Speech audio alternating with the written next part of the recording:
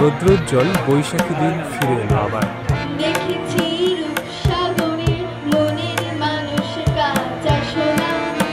গানে গানে বরণ করে নেওয়া হলো দেশের সবচেয়ে বড় সার্বজনীন উৎসব বাংলা নববর্ষকে।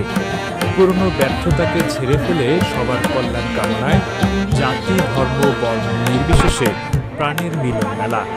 নববর্ষকে আহ্বান জানিয়ে প্রাণে প্রাণে বাজছে বৈশাখের আগমন গান। গ্রামীণ ঐতিহ্যের বটমূলে সাংস্কৃতিক অনুষ্ঠানই হারিয়ে যান উৎসবে অংশ নেয়া নানা বয়সী মানুষ। মহাপ্রাণের মিলন ঘটানো অনুষ্ঠানে শুভাকাঙ্ক্ষীদের সাথে আলাপচারিতা, গান, কবিতা, নৃত্য উপভোগ করেন তারা।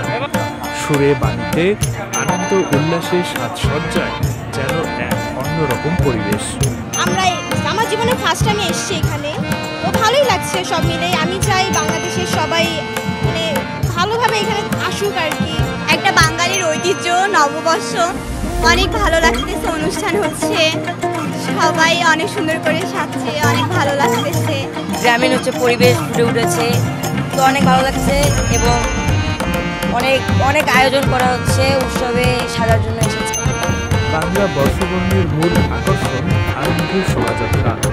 বৈশাখী সাজে সজ্জিত নানা শ্রেণী পেশার মানুষ এ শোভাযাত্রায় অংশ নেয়। ঢাক ঢোলের শব্দে শোভাযাত্রা আনন্দময় হয়। সড়কে লাঠি খেলায় মেতে ওঠেন লাঠিয়ার। চার বেহারার পালকিতে করে নবজাত যান শ্বশুর বাড়িতে।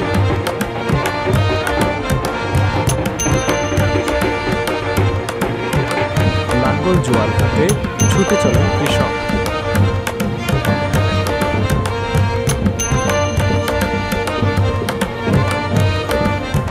জেলের জালে ধরা পড়ে দেশীয় মাছ।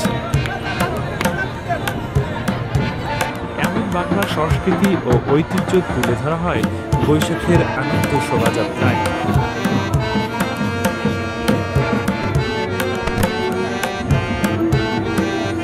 বর্ষবরণের এ আয়োজন বাঙালির সংস্কৃতি, ঐতিহ্য ও উদার মানবিকতার প্রতীক হিসাবে মনে করেন সচেতনরা।